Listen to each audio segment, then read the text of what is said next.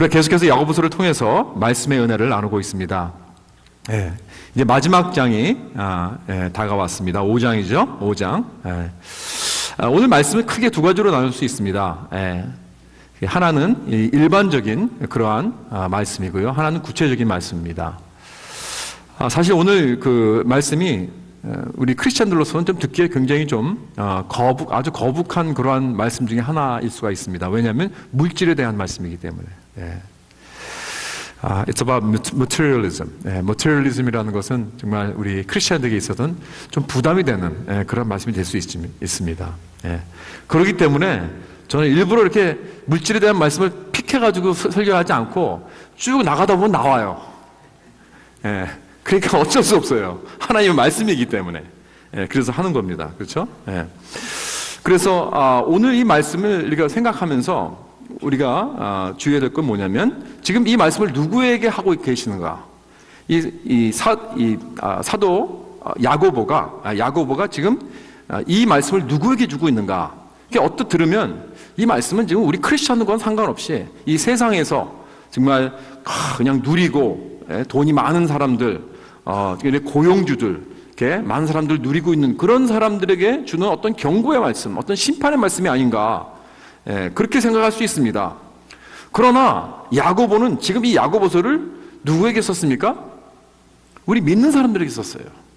세상 사람들이 아닙니다. 크리스천들에게 썼다는 것입니다. 그 다음 질문은 뭐냐면 어떻게 이렇게 강한 저주의 말씀을 할 수 있단 말입니까? 이 5절을 보세요. 5절을 보니까 살육의 날에 너의 마음을 살찌게 하였다 라고 말씀합니다. 말세에 금과 은이 녹슬어 불같이 너희 살을 먹으리라. 여러분, 이런 말씀들은 완전히 불신자들을 향한 그러한 언어 같이 이렇게 들려지는 그러한 말씀입니다. 아니, 크리스찬들도 마지막 날에 심판을 받는가요? 우리는 일단 예수를 믿고 구원을 얻었으면 이제는 사망에서 영생으로 우리는 더 이상 심판을 받지 않는 그러한 자들이라고 우리가 배웠는데 어떻게 여기서 야고보서가 그러한 말씀을 이렇게 그 심판의 말씀을 할 수 있는가? 이거는 사도 바울이 가르쳤던 이 구원론의 어떤 반대되는 그런 말씀이 아닌가? 이렇게 생각이 될 수가 있다는 것입니다. 물론 야고보도 크리스찬이 한번 구원받고 나서 다시 심판을 받는다는 말씀은 아닙니다. 그렇다면 지금 야고보가 크리스찬들에게 이런 말씀을 주는 의도는 무엇인가? 분명한 것은 야고보서는 우리 크리스찬들에게 쓴 것이고, 그리고 또 이것은 엄격하게 크리스찬을 향한 경고입니다. 즉 열매를 맺지 않고 있는 크리스찬들에게 주시는 말씀입니다. 믿는다고는 하는데 믿은 지는 오래됐는데 열매가 없는 크리스찬들이 있을 수 있을까요? 있지요. 어떨 때는 정말 내가 크리스찬인가? 라고 의심할 수 있는 어떤 그런 나의 언어와 행동을 볼 수가 있습니다. 그럴 때 우리는 우리 자신에게 늘 할 질문이 있어요. 내 삶에 정말 크리스찬의 증거가 있는가? 내 삶 속에 만약에 갑자기 이 세상이 변하여서 기독교가 불법이 되었다. 크리스티애니티가 불법이 되었다. 그래서 사람들이 기독교인들을 잡아간다. 그럴 때 그 사람들은 내 삶 속에서 크리스찬의 증거를 찾을 수 있나요? 한번 물어볼 필요가 있습니다. 제가 지금 말하는 것은 뭐 교회 나가는 거 말하는 거 아닙니다. 종교적인 어떤 그런 겉대 모습을 말하는 거 아닙니다. 우리 삶 속에, 우리 성품에 그런 크리스찬의 성령의 열매들이 맺어 있는가? 이걸 물어봐야 하는 것입니다. 그래서 야고보서가 지금 말하는 건 뭐냐? 우리 크리스찬들이 영적으로 성장하지 못하거나 영적 열매를 맺지 못하고 있다면, 그런 생활을 우리가 오랫동안 하고 있다면 우리는 우리 자신의 믿음을 의심하게 될 수밖에 없습니다. 내 신앙에 불편함을 느끼게 된다는 것입니다. 왜냐하면 우리는 하나님의 은혜를 아는 사람들입니다. 하나님의 은혜를 체험한 사람들입니다. 여러분, 복음이 무엇입니까? 복음이란 십자가에서 거룩하신 하나님의 그 거룩하심과 하나님의 사랑이 만난 것입니다. 십자가에서. 그렇죠? 하나님은 거룩하시기 때문에 죄를 미워하십니다. 죄를 용납하실 수 없습니다. 그러나 우리를 너무너무 사랑하십니다. 그래서 하나님의 그 사랑과 긍휼이 죄를 경멸하시고 죄를 미워하시는 하나님의 거룩하심과 적스타포즈된 이 하나로 만난 그 장소가 바로 십자가라는 것입니다. 십자가에서 나타났습니다. 그렇다면 우리는 우리가 생각하는 것보다 여러분 자신이 생각하는 것보다 여러분 자신들을 생각하는 것보다 여러분 훨씬 더 악하다는 거예요. 우리는 내가 생각하는 것보다 훨씬 더 악합니다. 그런데 놀라운 것은요, 비록 이것은 bad news지만 good news는 무엇이냐? 좋은 소식이 뭐예요? 그럼에도 불구하고 동시에 하나님은 우리가 생각하는 것보다 훨씬 더 우리를 더 많이 사랑하신다는 거예요. 우리가 상상할 수 없을 만큼 우리의 상상을 초월하는 그런 사랑으로 우리를 사랑하시고 계신다는 것입니다. 그렇기 때문에 여러분, 이것이 바로 복음이라는 거예요. 그래서 일단 하나님의 자녀가 된 후로는 절대로 우리의 구원을 잃어버릴 수가 없습니다. 왜냐하면 오직 하나님의 은혜로만 우리는 구원을 받았기 때문에. 여러분, 만약에 나의 능력으로 나의 노력으로 구원을 받았다면 우리는 늘 불안할 수밖에 없어요. 확신이 없죠. 언제나 뺏길 수 있는 거예요. 그러나 하나님의 은혜로 일방적으로 우리를 구원을 베푸셔서 우리를 믿게 하시고 우리에게 영생을 주셨기 때문에 이 선물은 하나님께서 절대로 뺏어가지 않으십니다. 그런데 여러분, 우리가 크리스천이라면 이 은혜를 알아요. 이 은혜를 아는 사람들입니다. 그렇기 때문에 우리는 구원의 확신이 있는데, 여러분, 만약에 그럼에도 불구하고 우리가 그 은혜를 힘입어 내 삶 속에 열매를 맺지 못한다면, 성령 충만을 경험하지 못한다면, 그래서 하나님이 나의 삶을 통해서 역사하는 것을 내가 자꾸 가로막는다면 나는 그 은혜를 자꾸 망각하게 됩니다.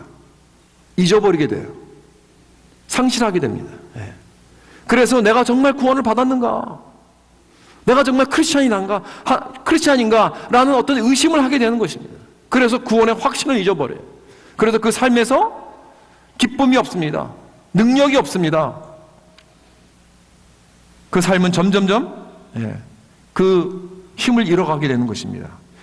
어떤 사람은요, 죄를 질 때마다 구원의 확신을 잃어버리는 사람들이 있어요. 잘 나가다가 한번 넘어지면 아이고, 나는 이제 구원이 없는 버림당한 그런 사람같이 그렇게 생각하는 거예요. 넘어질 때마다 내가 구원을 잃어버린 것처럼 느끼는 사람이 있어요. 여러분, 그것도 하나님의 은혜를 모르는 거예요.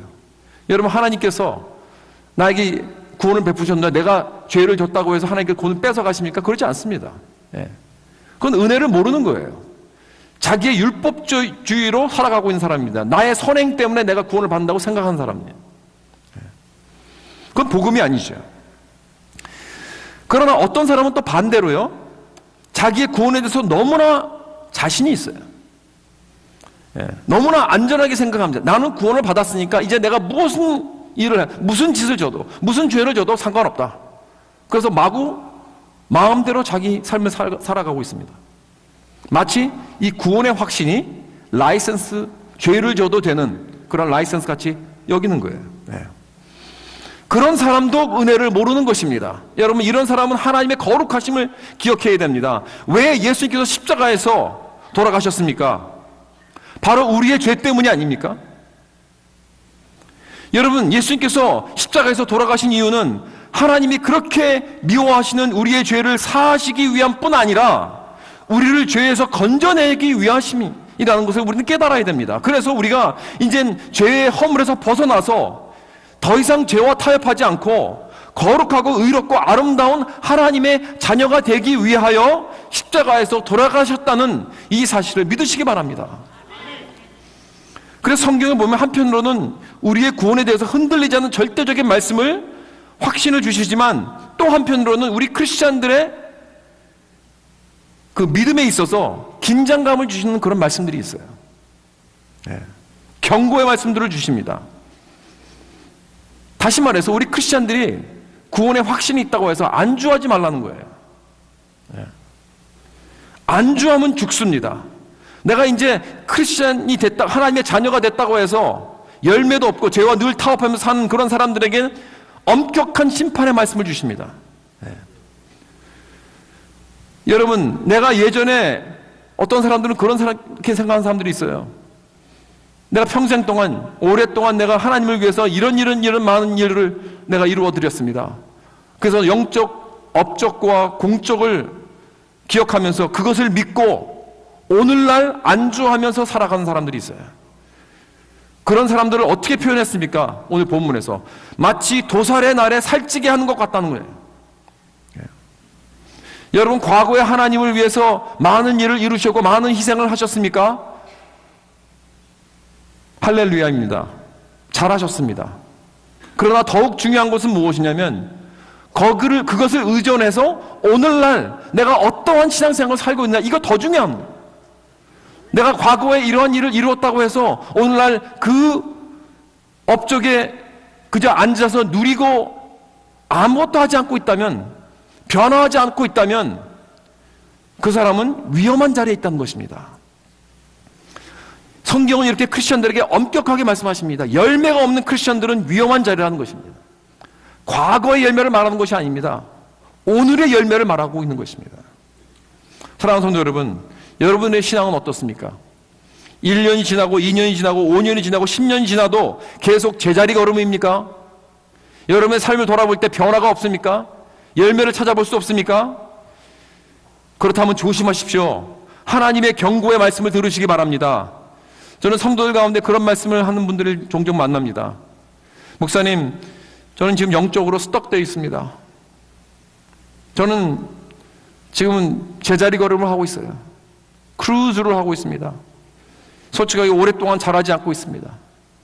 맹맹합니다. 맨날. 혹시 그렇게 생각하는 분이 있으면 마음속으로 한번 손들어 보십시오. 여러분, 그렇다면 그걸 가지고 누구를 원망할 것입니까? 다른 것에 책임을 전가할 것이 아니라 우리는 회개하는 자리로 들어와야 됩니다. 지금 내가 영적으로 나태해져서 있다면 여러분, 새벽 기도에 나오십시오. 하나님 앞에 부르짖어야 합니다. 더욱 예배에 참여하고 더욱 말씀에 참여해야 됩니다. 내가 교회 사역에 더욱더 헌신해야 됩니다. 여러분, 왜 내가 영혼구원에 참여하지 않습니까? 여러분, 왜 여기 야고보서의 5장 1절에 나온 말씀같이 울고 통곡하며 회개하며 자백하지 않습니까? 나의 영적인 태환, 영적인 나태함, 영적인 안주함은 가장 위험한 자리라는 것을 우리는 깨달아야 합니다. 핑계치 마십시오. 사랑하는 성도 여러분, 우리 크리스천으로서 가장 위험한 이 영적 안주함에서 벗어나 성령 충만함으로 구원의 확신과 기쁨을 누리시는 저와 여러분 될 수 있기를 주님의 이름으로 축원합니다. 두 번째로, 그럼 구체적으로 오늘 본문 내용에 집중해서 보겠습니다. 지금 전반적으로 우리 크리스천들에게 열매 없는 그런 영적 나태함을 보고 야고보는 위험한 위치다라고 말씀했는데, 구체적으로 어떤 것들을 말씀하고 있는 것인가? 여기 물질과 돈을 사랑하는 그러한 자세입니다. 즉, 내가 크리스천으로서 돈과 물질에 욕심이 있으면 그건 가장 위험한 자리라는 거예요. 여러분 잘 알다시피 한국은 지금 교회 세습 문제로서 계속 시끄럽습니다. 예. 그래서 많이 주의 있게 이렇게 보고 계신 줄 압니다. 제가 어느 그 신학교 교수님이 쓴 기사를 보니까 그분이 그러시더라고요. 예. 그 교회 세습 그 자체가 나쁘다는 것이 아니라 더 중요한 것은 그 밑에 깔려있는 인간의 탐욕이다. 예. 물질을 사랑하는, 돈을 사랑하는 인간의 탐욕이다. 그렇게 말했어요. 예. 맞는 말씀이라고 생각합니다. 그런데요, 이거 인정하는 사람들은 많이 없더라고요. 예. 나는 탐욕에 문제가 있습니다. 나는 돈을 사랑합니다. 라고 인정하는 사람들은 별로 없어요. 네, 전 못 봤습니다, 거의. 그런 목사님들은 더 못 봤습니다. 예. 그런데요, 솔직하게 인정합니다. 목사들도 돈 좋아합니다. 놀라셨어요? 예, 제가 모든 목사님들 대표해서 내가 솔직히 고백하겠습니다.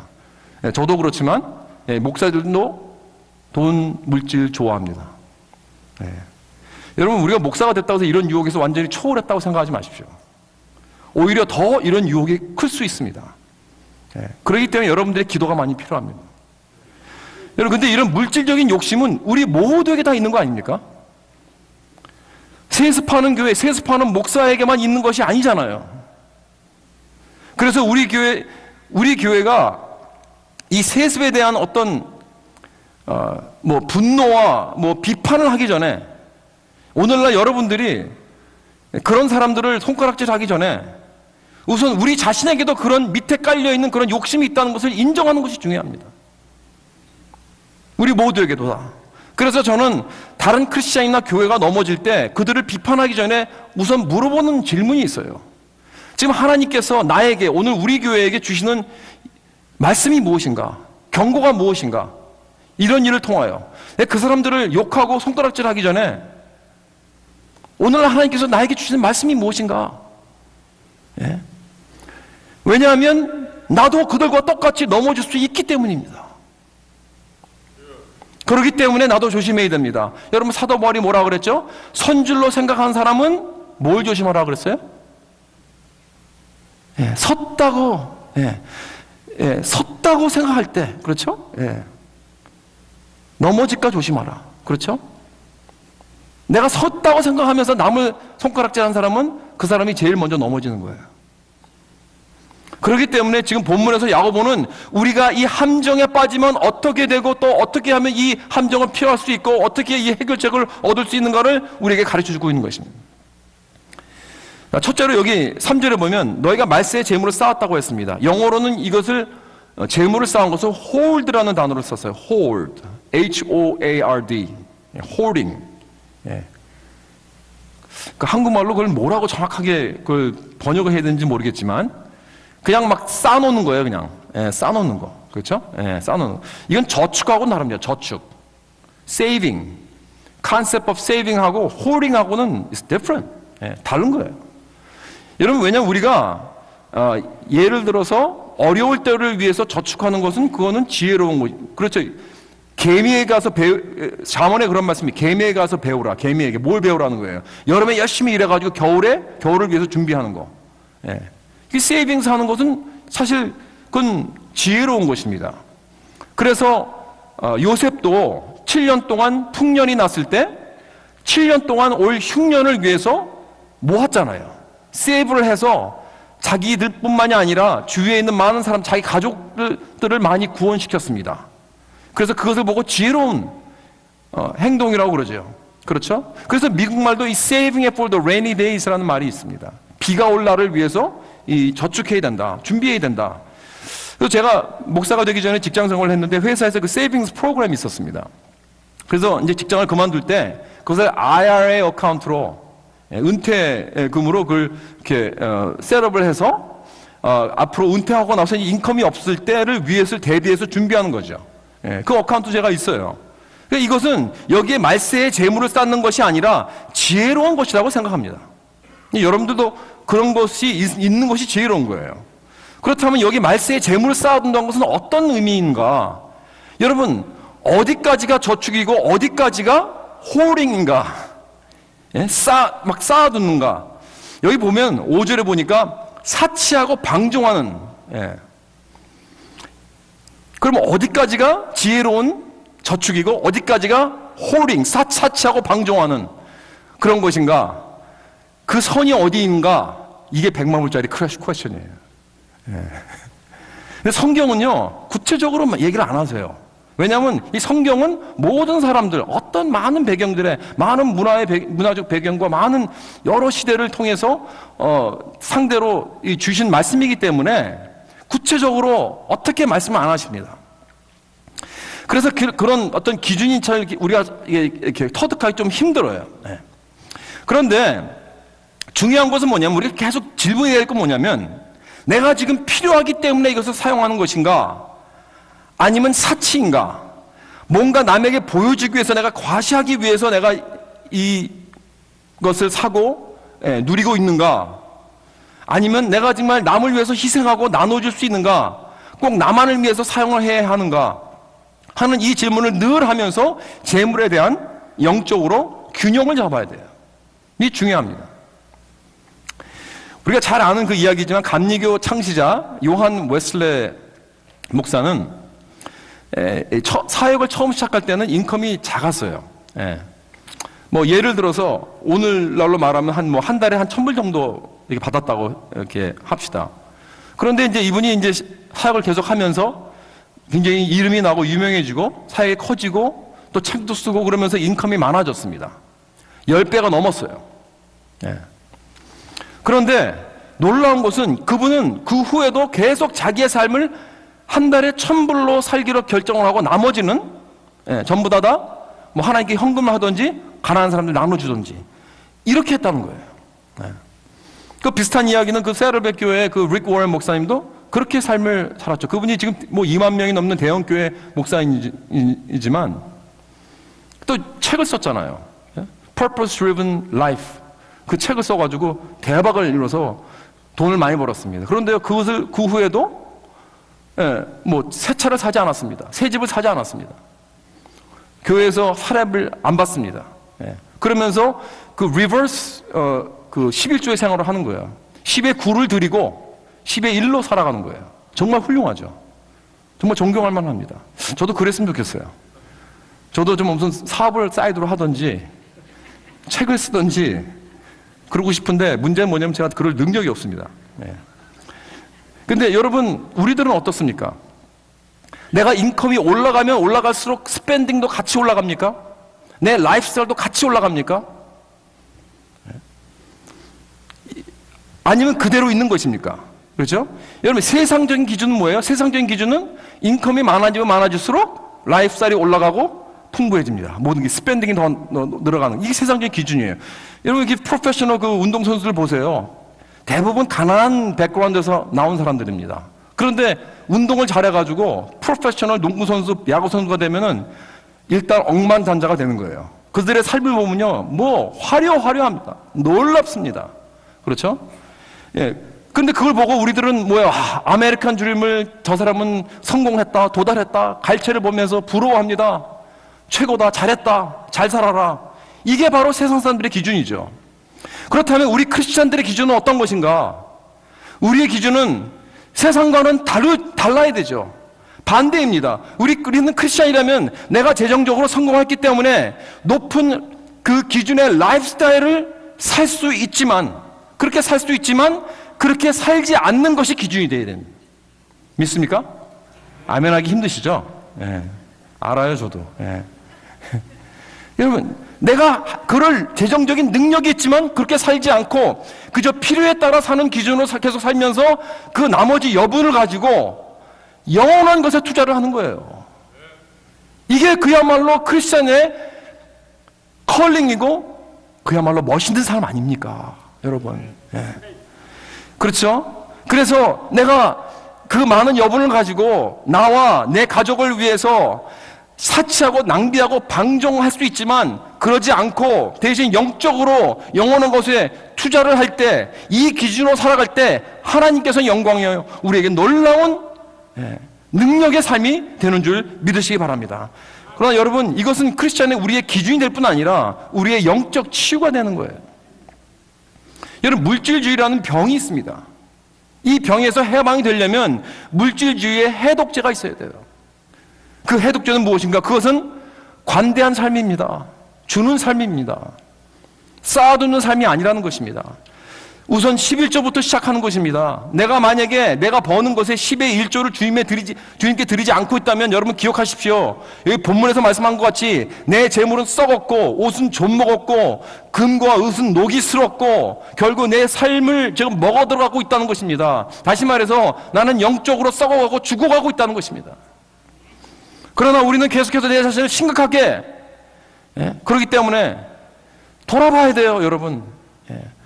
내가 지금 돈을 사랑하고 있기 때문에 내 방종 때문에 사람들을 이용하고 있지 않는가?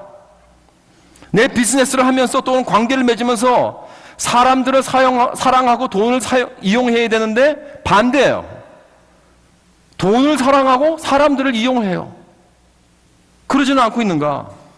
여기 그럴 때 사전에 뭐라고 그랬어요? 주지 아니한 삭시 소리 지르며 추수한 자의 우는 소리가 하나님의 귀에 들렸다고 했습니다.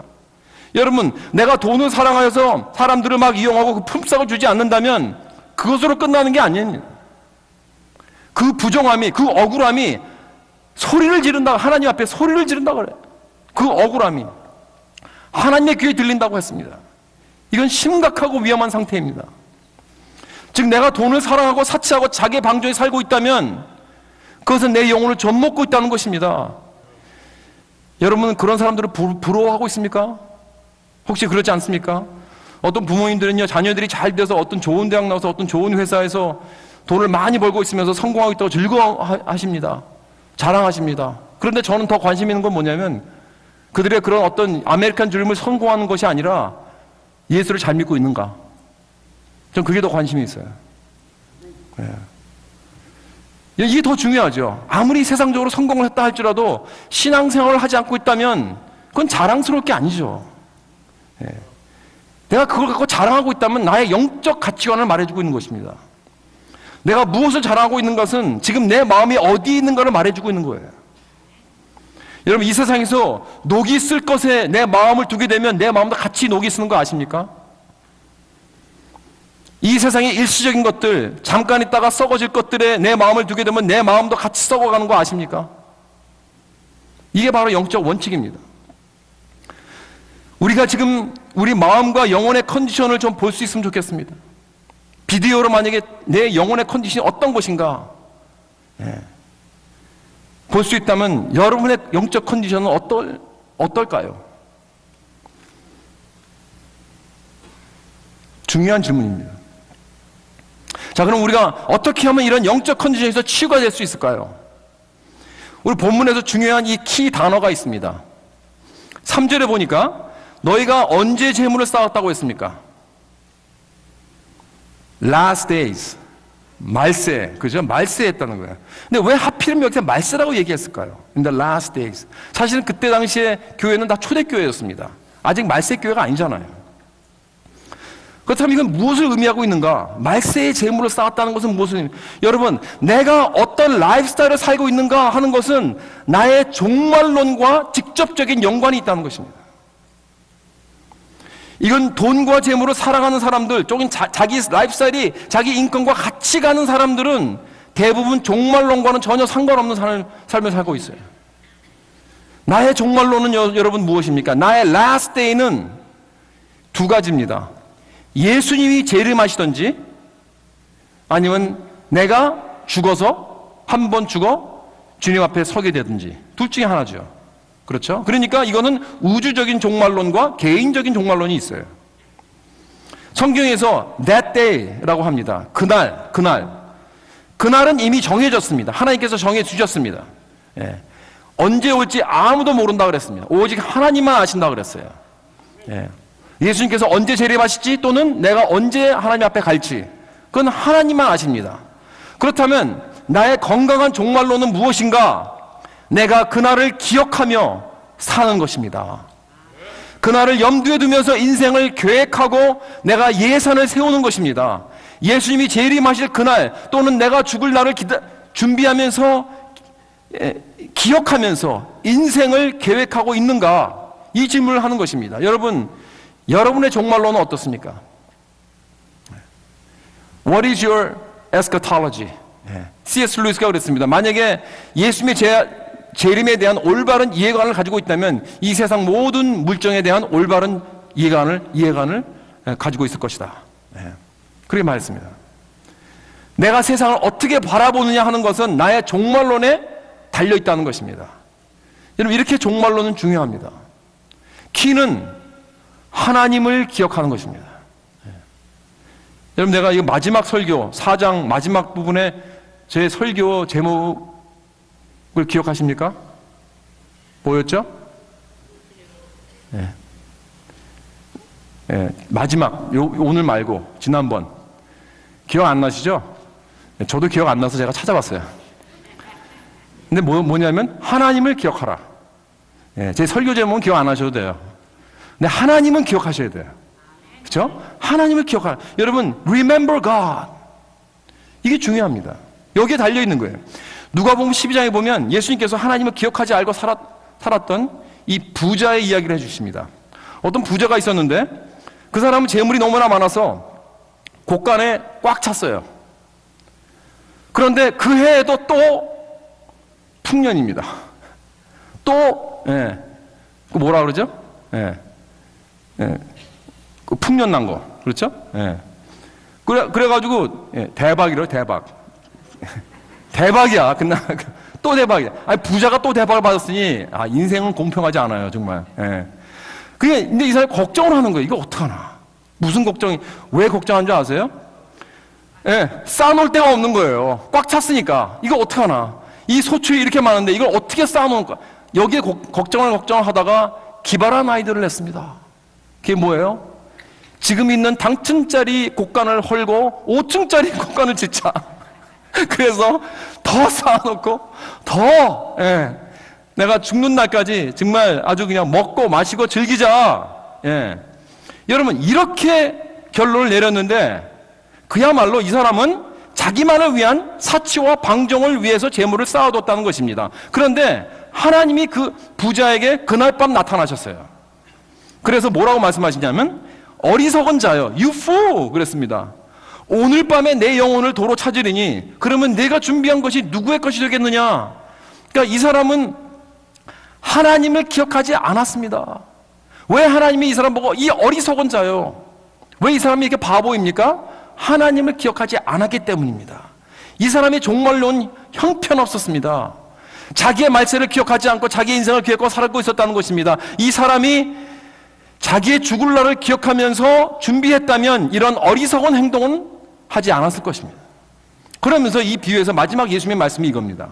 자기를 위하여 재물을 쌓아두고 하나님께 대하여 부여하지 못한 자가 이와 같으니라. 즉 하나님을 기억하라는 것입니다. 여러분, 올바른 종말론이란 하나님이 모든 역사와 내 삶을 주관하시는 분이라는 것을 기억하는 것입니다. 그리고 하나님이 나의 재물의 주인이 되시고 나는 그저 그의 청직이라는 것을 인정하고 깨닫고 그대로 사는 사람이 바로 지혜로운 사람이라는 것입니다. 그래서 야고보서 여기서 말하는 것은 내가 재물을 말세에 쌓아두는 자가 되면 예수님께서 언제든지 다시 올 수 있다는 것을 잊어버리는 것 같다. 내가 쌓아둔 재물은 다 썩어버리고 그건데 소망을 두는 나의 영혼도 썩어지게 된다는 거예요, 결론은. 그렇다면 지금 야고보서에서 거듭 강조하는 것은 무엇인가? 우리는 크리스천으로서 하나님을 잊어버리지 말아야 된다는. 만약에 내가 하나님을 잊어버리고 내 마음대로 물질을 쌓아놓고 돈을 사용한다면 나는 이 세상에서 가장 귀하신, 어떤 은과 금보다 더 귀하신, 이 세상에서 가장 존귀하고 더 보배롭고 더욱 높으시고 나를 위해 자신을 완전히 희생하셔서 십자가에서 모든 피를 다 쏟아부으신 예수 그리스도를 잊어버리는 가장 큰 죄를 짓고 있다는 것입니다. 고린도후서 5장 15절에 사도 바울이 십자가에서 예수님께서 죽으신 이유를 이렇게 말씀했습니다. 그가 모든 사람을 대신하여 죽으심은 살아있는 자들로 하여금 다시는 그들 자신을 위하여 살지 않고 오직 그들을 대신하여 죽었다가 다시 살아나시는 이를 위하여 살게 하려 함이라.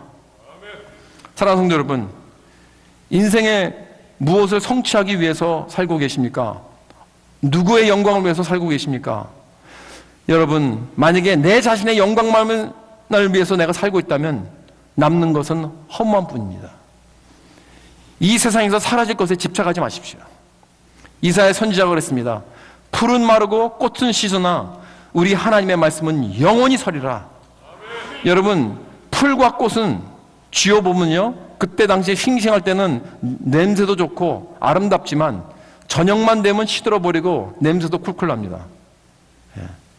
다시 말해서 이 세상의 모든 이 자신만을 위한 방종의 삶을 살고 재물을 쌓아놓는 것은 이 마르고 시든 이 풀을 잡고 있다는 거나 마찬가지라는 거예요.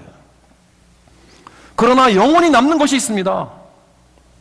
즉 하나님의 말씀입니다. 또한 사람의 영혼입니다. 우리는 영원한 천국에 가든지 아니면 지옥으로 내려가든지 둘 중에 하나입니다. 그렇다면 하나님의 말씀과 사람들의 그 영혼에 투자하는 것이 이 세상에서 가장 존귀한 것인 줄 믿으시기 바랍니다. 인생의 가장 영광스러운 삶이란 예수를 위해서 사는 인생입니다. 남을 위해서 사는 인생입니다. 결국 마지막에는 하나님의 영원한 말씀을 순종하여서 주님을 위한 헌신한 것들만 남게 되는 것입니다. 다른 것들은요 다 불타 없어져요. 사랑하는 성도 여러분, 예수 그리스도의 은혜를 기억하여서 우리에게 주신 재물을 통하여 영원한 것에 투자하여 하늘의 보화를 쌓아두는, 그래서 그 기쁨을 누리며 사는 저와 여러분 될 수 있기를 주님의 이름으로 축원합니다. 기도하시겠습니다.